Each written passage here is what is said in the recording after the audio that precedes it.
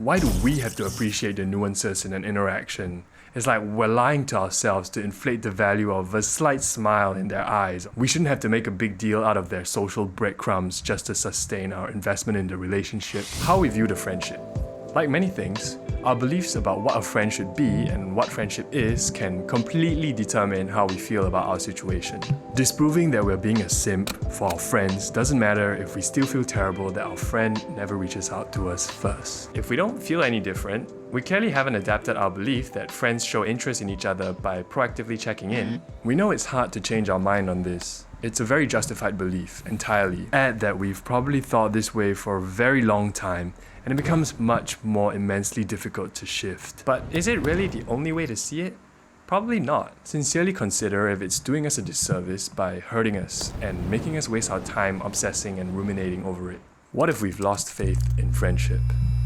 Let's try finding fresh eyes. I'm Phil. I'm Pierce. I'm Todd. This video belongs in the Let's Relook series. Today, let's relook friendship.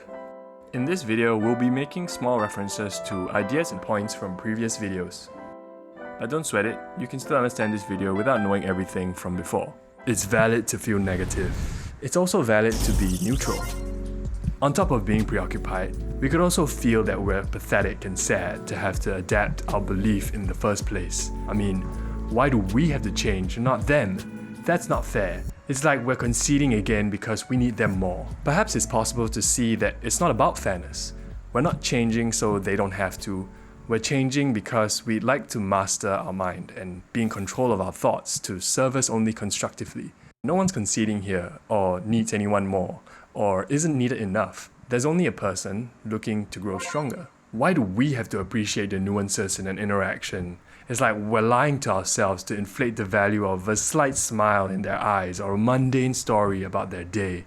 We shouldn't have to make a big deal out of their social breadcrumbs just to sustain our investment in the relationship. How about we appreciate the little things not because we are surviving on breadcrumbs, but because it's the little things that have always been valuable to human connection since forever, and we know not to take them for granted. Also, less is more is a thing. It could be our current desires that are what's inflated and bloated over years of social economic conditioning. Maybe we're greedy. Oh, is this another case of the bar is low? When is the bar ever high with you? Clearly not when it comes to genuine human connection or adding value. How does that lead to a quality friendship or quality anything, huh, Mr. Live Well? Aren't you basically saying beggars can't be choosy?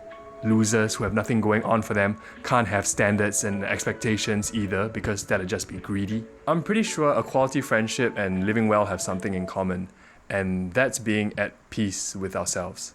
If anything was going to prevent us from being at peace, it'd be greed, right?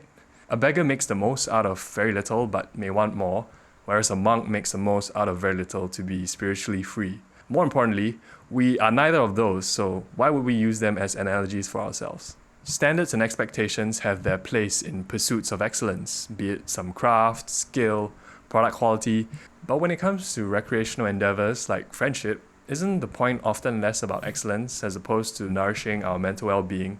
I don't know, just entertaining a thought. The truth can be negative, and all those feelings are valid. It is unfair, we are conceding, it does inflate the value of their every little action, and we shouldn't have to resort to higher nutrition breadcrumbs. Beggars can't be choosy, have standards, or expectations. However, the truth can also be that none of those things have to matter. Genuine human connection of any kind is still good, even between strangers like rich, miserable men and escorts. In the face of a moment of harmony that transcends status, sure, we could still call these people pathetic, but something worthwhile would still be taking place. The challenge of choice.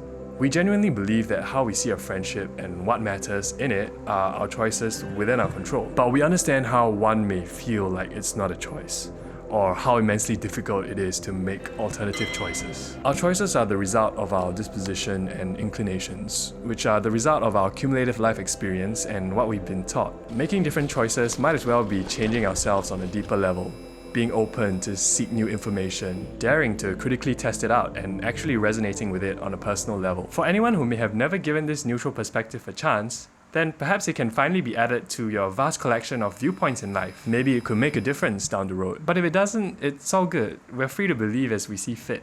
It's over when it's over. After everything we've gone through so far, we'd still never recommend cutting them off. As in, don't make such an intentional and active choice to never see them again. Think about or imagine all the friends we had who are now in another country, state, or simply far away. We aren't texting and can't meet them, so aren't those friendships over? Expectations of faraway friends. Yet, we don't often look back on the time together with them bitterly. One main difference is that our expectations of these friendships was for it to be temporary in the first place. So it feels alright that we aren't in contact with them anymore. We can actually look back fondly on the harmony we shared and appreciate it more, precisely because of its transience. We never purposely made it a point to cut off our faraway friends. By extension, nothing's stopping us from applying this to all our friendships. No matter how convenient and what the logistics are, aren't all friends still transient? Possibilities regardless of the result. This brings us to another key difference with faraway friends. If someone asked us whether we interact with them again, we'd probably answer yes, without thinking twice,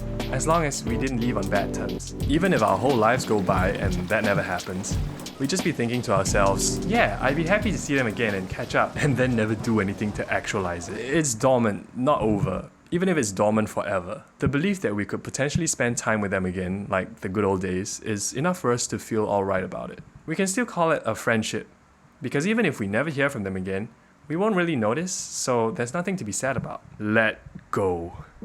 Consciously deciding to cut off our lousy friends makes it a big deal. That's almost like an announcement or a declaration, even if just to ourselves. We don't need to consciously think about them at all to purposely let them go. Paradoxically, thinking we're purposely letting them go is doing the opposite. Holding on. Not only are we holding on tight, we ourselves are still gripped by the unresolved lack of closure. Letting go should be effortless. If faraway, dormant friendships can exist and we can be okay with it, then we can be okay with how almost all friendships change. Whether our closeness grows or fades, it's all normal. Part and parcel as time passes. We imagine that's how normal people who aren't losers handle waning friendships, neutrally. Or they just don't think about them and have never thought about them. That's the same deal as not noticing that we never hear from them again. As effortlessly as letting go, we can let things be. The expectation that the state of friendship is fluid, changeable, and impermanent. The view that unrenewed friendships go dormant instead of ending. These can be applied across all friendships if we wanted to see it that way. At the end of the day, all friendships, dormant, lousy, far away, tier D to tier A, are only over for sure when we're dead. And that's also not sad as much as just something normal or neutral that happens. Take it as serious or easy as we should. It sounds like we just pulled a "it's not that serious" on anyone watching this twice. We suggested that things can be neutral instead of negative and to not make a big deal of drifting apart. From the bottom of our heart, we aren't belittling anyone or making light of their pain. We understand that pain too. Loneliness feels terrible. We've expended a lot of brain power. Like, a lot. We're not very smart, so we had to overthink this whole time to relook friendship over 5 videos. So for anyone still here who may feel that the only takeaway after all this is don't take it so seriously, trust that we took everything we said about not taking it so seriously very seriously. And even if it's not that serious, it is that deep to us. Friendship doesn't have to be simple or easy, so feel free to think about it as much as we should. Whatever we believe, cut our friends off or not, take it easy or seriously, friends are people we choose to stick around and interact with again and again. It's technically impossible to understand someone else 100% completely, to know their lives inside and out. But friends try enough to see each other for what we are and still seek to understand each other more. That's the way it's been, maybe because it's how it should be. Live well. Here at LTAp, we make content about what it means to live well, as a kind of answer to everything. There could be billions of different interpretations to this, since ultimately everybody gets to decide for themselves individually. But if you're interested in our suggestions, you could stick around with us. We have a lot to answer. For a friend.